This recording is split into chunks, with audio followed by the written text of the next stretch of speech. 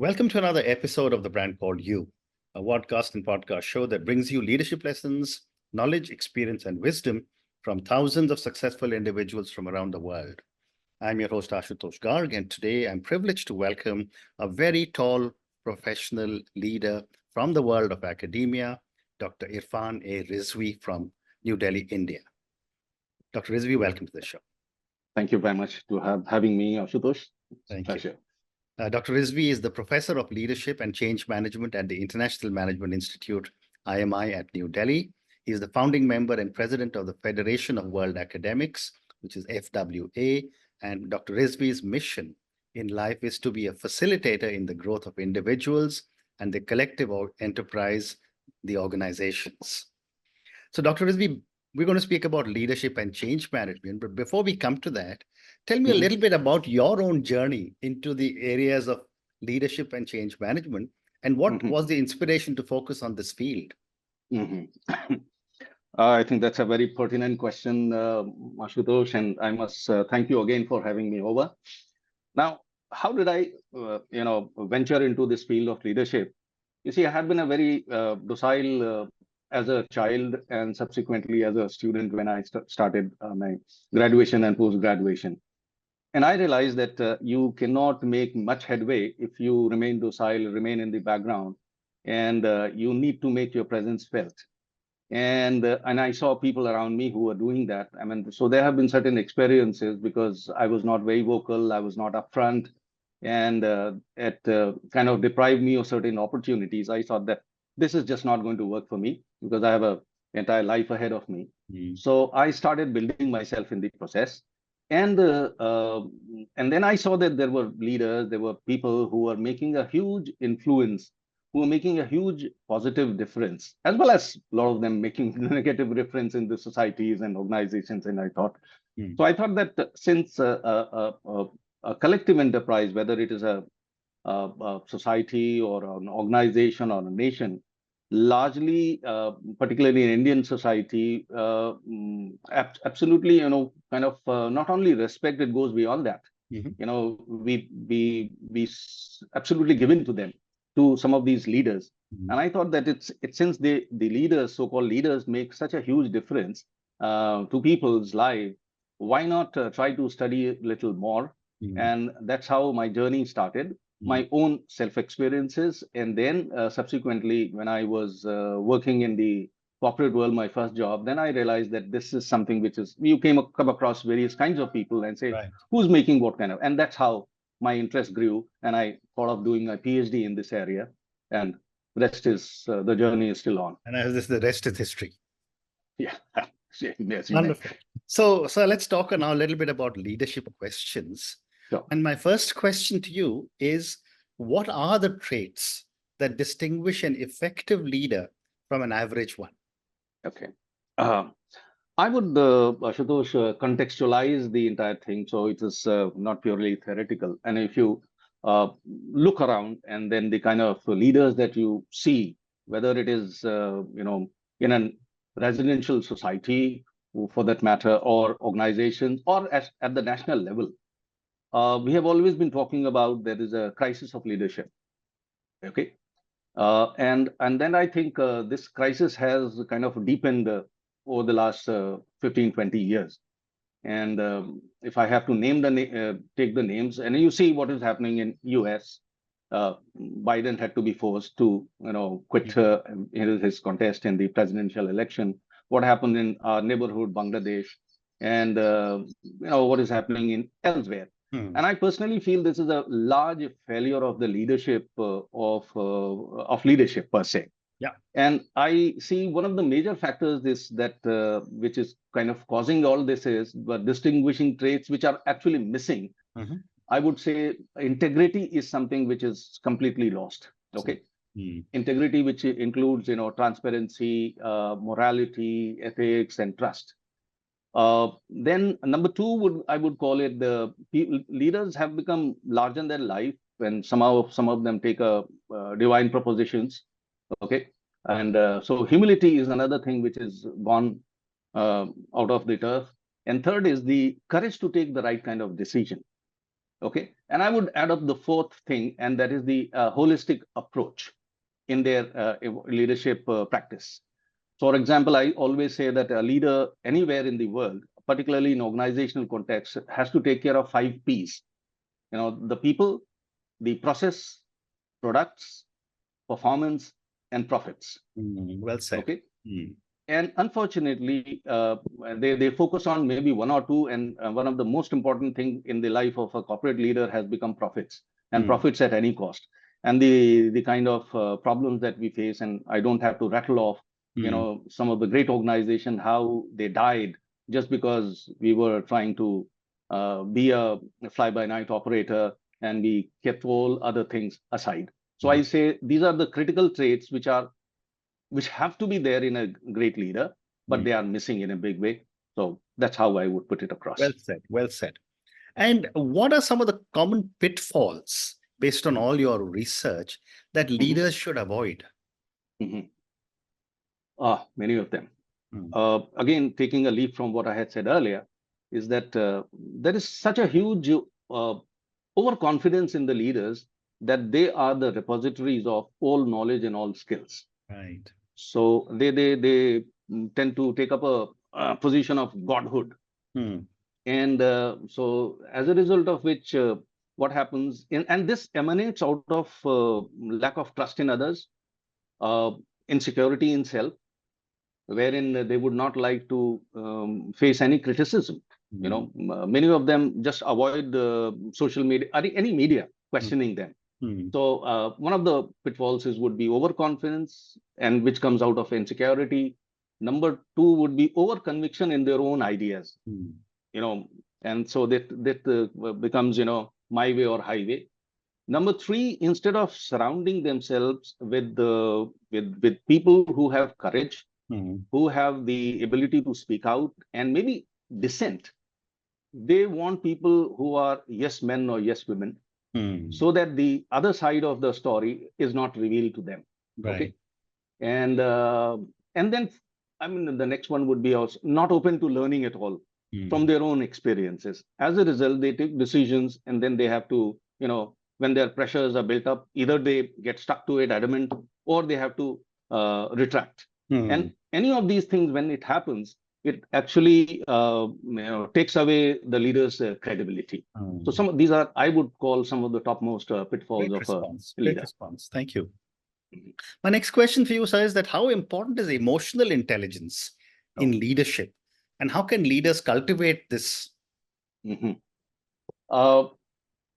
is the concept of emotional intelligence, which popularized by Daniel Goleman, is that so a leader actually has to first and foremost work with people. Correct. Okay. And to work with people, it's very, very important to have understand them. And actually, the journey begins with understanding self. Okay. So what Buddhists call it, the mindfulness. And if you're not mindful, if you're not aware of your thoughts, feelings, and actions 24/7 at any given point in time, of course, when you're not sleeping, I mean, when you're awake. So that's something which is, when you're mindful, you know what is happening inside you and what kind of impact you are creating on other people and how you are making them see you. So emotional intelligence, anyone who is working with people, is very, very, very critical. Right. And as a leader, you work with a diverse set of people. Okay, internal stakeholders, external stakeholders, and you want to align their energies towards certain goals that you have set for them. And if you are not emotionally intelligent, you will never ever be able to align their energies in the direction in which you want to go. Because everyone is not going to accept whatsoever you say in toto. Okay. So my way or highway is not going to work. And therefore, you have to take them along. And emotional intelligence is the most critical thing in this respect. And it has been important yesterday, today, and it will remain important tomorrow, in spite of all that AI and other technologies coming in, because you're not going to get rid of people. At the end of the day, people, whether it's customers or internal customers or external, they would be there. So I think emotional intelligence is a very, very critical thing. And as you rise up in your career, it becomes all the more important rather than your technical skills or other kinds of intelligence. Emotional intelligence is the critical factor. Very well So, said. Well said. Thank you. Other aspect I wanted to get your perspective on, sir, was that, the role of leadership is evolving, especially given the fact that there is a huge amount of technology, automation, and coupled with this is a hybrid work environment. How do you see leadership or leaders managing in these diverse times? Okay, proceeding from what I said earlier, as I said that technology may replace some people, but the other people who come in will become very critical, because at the end of the day, the people who work on those technologies. So therefore, when you talk about technology and its importance and working with people, I think it just continues as it is. Okay, and you cannot do away with that. And therefore, technology, whatever it may come, what is right now, what may come in future, irrespective of that, people are important, and you cannot ignore them. Now, blindly taking up technology, for example, I mean, I always believed in that every country is different in their demographics and in their situations in which they are in. For example, a country like India with huge population and a thoughtless infusion of technology is going to create chaos. Okay, which is already happening. So the West, because of aging population, they had, and there were not enough people. Okay, the birth rate was going down. Therefore, they had no option but to infuse technology. Okay, which is supposedly more reliable than XYZ. But when it comes down to countries like India, with huge population, which is constantly growing, right? You have to be very, very careful in terms of how you use technology. Okay, and to what extent do you bring in technology? And so that's number one point. So any leader has to be very, very careful instead of imitating other organizations in terms of bringing in technology, whatever it is. It is very, very important to see how this technology is going to help you leverage whatsoever you want to do. And with a thoughtless infusion of technology is going to be very, very detrimental to the health of the organization as well as the leader. So technology, yes, but apply it, use it judiciously, infuse it judiciously, but do remember that at the end of the day, technology is nothing but a tool in the hands of people. Wonderful. Okay. Wonderful. And one more question related to leadership, and then I want to move to change management. Yeah. Can you talk a little bit about the importance of diversity and inclusion? It's a topic which is hot in every boardroom around the world. Discuss the importance of diversity and inclusion in leadership. Okay.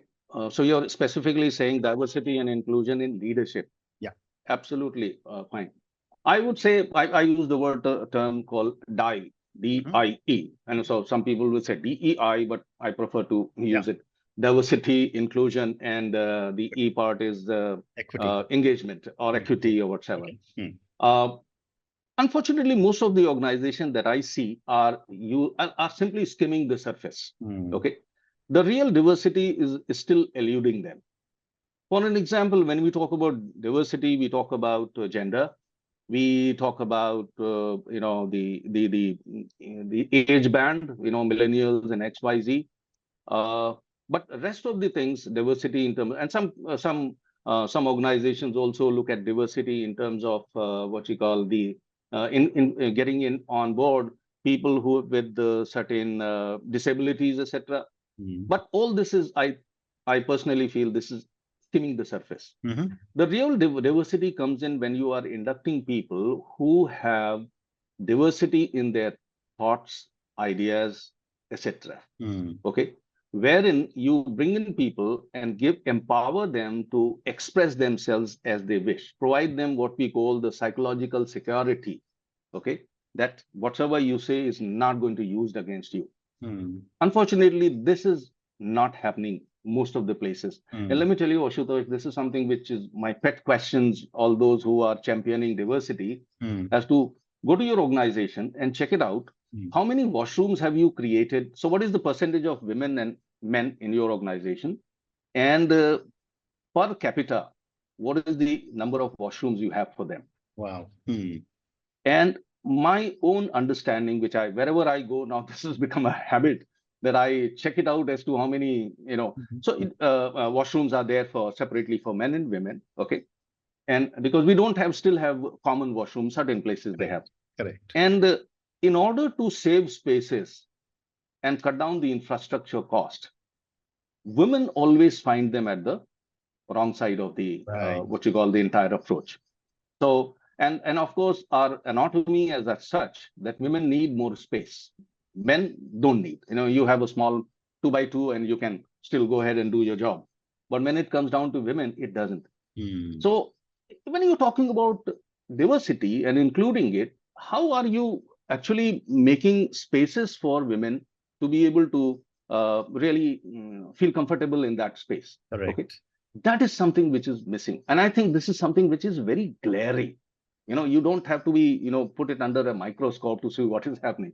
Right. So I personally feel that entire ESG and other things which is happening around, it is making organizations go for diversity, yet it's at the surface level. Okay, we want people who are yes men. We don't want to yes men and women, and we don't want to have people who have idea which is diverse from us. Okay, and then then the question of inclusion comes in, or exclusion. There's always a leader surrounded by an in-group who works very comfortably. What the LMX theory talks about, that leader-member exchange. So you are very comfortable working with X number of people, and then you just restrict everything to them. They are the ones who get the first information about anything that you want to do. And people who are out-group, they are not there. When you are, according benefits or other things, it is the in-group people.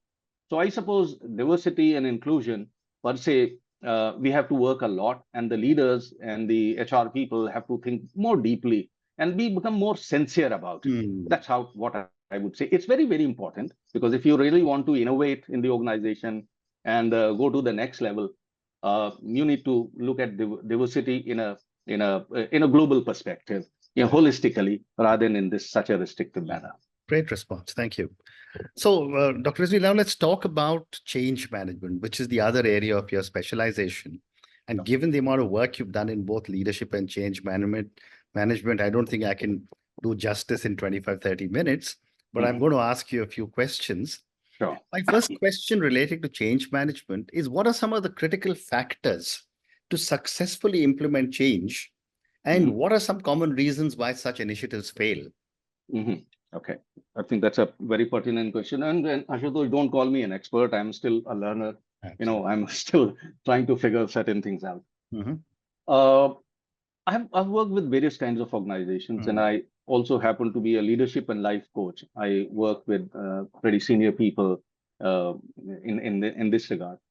And working with CEOs and then the C-suite people, I realized that when you take up a role as a leader, there is this desire to do something different from what others did.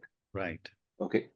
And to infuse change. And let me also mention it. To me, a leader is someone who brings about a change. A person occupying a leadership position and is not bringing about a positive change is not a leader. And when we say differentiating between leaders and managers, so managers are who maintain a status quo, who try to see to it that we don't go down, and we whatever has been given to us, we do it. But leader cannot sit back, and he or she has to always take the organization to the next level. Now, how do we go about it? So one of the most critical factors in terms of bringing about a change is, number one, identifying what to change. Okay. Right. Which is going to make a substantive difference in the life of the people in the organization and the organization per se, including all stakeholders. So many times leaders fail to identify what to change, and they pluck the low-hanging fruits. We have to do something, so let's do that. And number two, being able to explain to themselves and the others around them as to why this change is necessary. Okay. So many times leaders bring about a change, but fail to explain properly. There are diverse set of views of all stakeholders who are going to be impacted by this change as to why is this change being brought about. And leaders fail to communicate or articulate that. And as a result of which, what happens is that when you're not set the what and why properly, so your entire strategies and tactics to change do not work in the right manner. And third thing, which is very, very critical in change, is that do understand that people are creatures of habit. Correct. Any change you bring about is going to disturb me. We all of us would like to operate within our comfort zone. Now, when you bring about a change, it creates a disturbance, right? And naturally, when it creates a disturbance in my life, I'm going to resist it. So third thing which a leader has to, so apart from what, why, the how part comes in. How do I overcome, anticipate what kind of resistance would come, from where, and how am I going to deal it? And these resistances could be related with logical reason, rational reasons for resistance, and there could be emotional and psychological reasons. Correct. And a leader has to, if you want to bring about a successive change, you have to take care of what, why, and how. And create necessary traction within the organization, focusing on all these three things to really make a successful change. That's what I would put across. Said. Well said. And my next question for you, sir, is that, when it comes to change, and I've seen this in my life also, most of us like status quo, maybe status quo ante. What role does organizational culture play in the success of change management efforts? I define, I understand culture as something, the personality of a person is of an individual is akin to the personality of the organization. So culture is the personality of the organization. Okay. And as you understand, personalities could be of an individual, could be of different kinds. Correct. Similarly, the culture of an organization could be of different kinds. Okay. So some cultures are very open, very agile, and so it's a collective mindset of the people. That's what culture is more open to newer ideas, more open to doing things in a newer manner, and not latching on to the legacy. Okay, so there are rigid cultures and there are very open and flexible cultures, and therefore it's obvious that cultures which are rigid take a long time to understand and appreciate necessity of the change, and cultures which are open, transparent, and flexible, they take a very shorter time, and they are much more open to bringing about a change. As they say, it takes a long time for an elephant to turn around. Yeah. And so if the culture of the organization is rigid and bureaucratic in that case, then it creates all kinds of problems in bringing about a change. So culture plays a very, very critical role in terms of, because it binds people and it gives them a collective thought. And if there is such a huge diversity in terms of understanding and not being able to, as I said, aligning their energies and thoughts and ideas in one direction, then any change that you bring about is going to be big way resisted. So cultures play a very, very critical role. And in fact, as they say, culture eats up strategy in breakfast. At breakfast. So therefore, whatever strategy you have, if you don't have the culture which is conducive to implementing that strategy, it's going to create havoc for you. So culture is very, very, very important. Well said, sir. So I have time for two more questions. Sure, sir. My next question is, how can technology be leveraged to facilitate change within an organization? Okay. I personally feel that technology may not be able to play such a critical role because you see, any resistance to change does not come from inanimate part of the organization, which is technology, machines, tools, etc., etc. It comes from the people. Okay. and because people are endowed with their own minds and they think. Okay, machines don't think. Technology doesn't think. Yeah. Okay, so therefore, uh, at the end of the day, whenever you're talking about technology and change, uh, still you have to have your focus on the people side of it. Maybe you can use or leverage technology in terms of, excuse me, technology in terms of communicating to the people, reaching out to them, making them understand how important is it, and having all kinds of other means that when they can raise. So chatbots, etc., can be used beautifully in order to answer their questions. So technology could be largely used to reach out to people, communicate, and talk to them in two-way communication. But per se, technology does not have that kind of a critical role in terms of bringing about a change. And my last question to you, sir. Sure. Given the amount of globalization that is happening, albeit in a new world where barriers are coming up all over again, what, in your view, is the impact of globalization on change management practices? That's a very, very pertinent question. So globalization per se has created opportunities and various threats also. So it cuts both ways. As a result of globalization, we have access to many, many things which were not there available to us. So there is access to the technology, there is access to markets, there are access to products and services.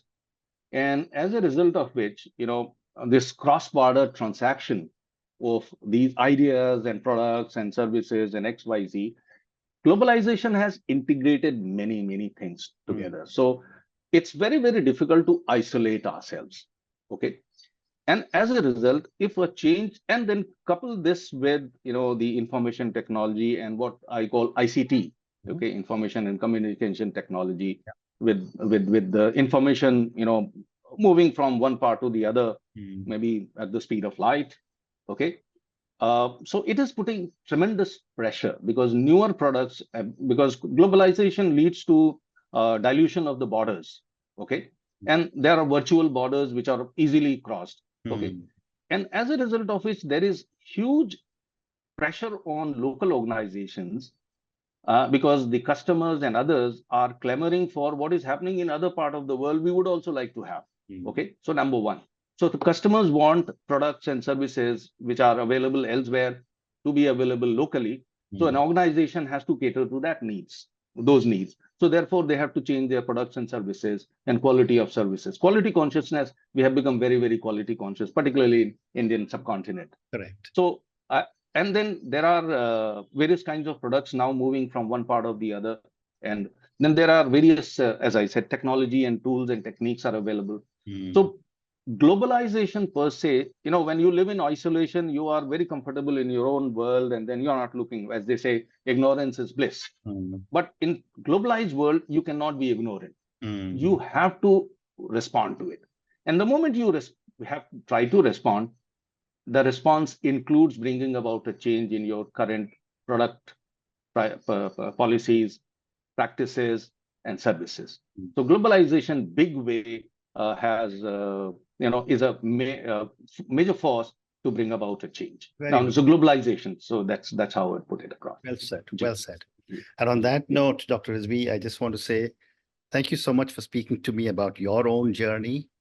Thank you for speaking to me about leadership. I love your 5 P's of leadership. Took me back to the 5 P's of marketing, and I'm sure our viewers and listeners would love your 5 P's of leadership. We covered a lot of ground on different aspects of leadership. And thank you for all the amazing thoughts that you have shared with us.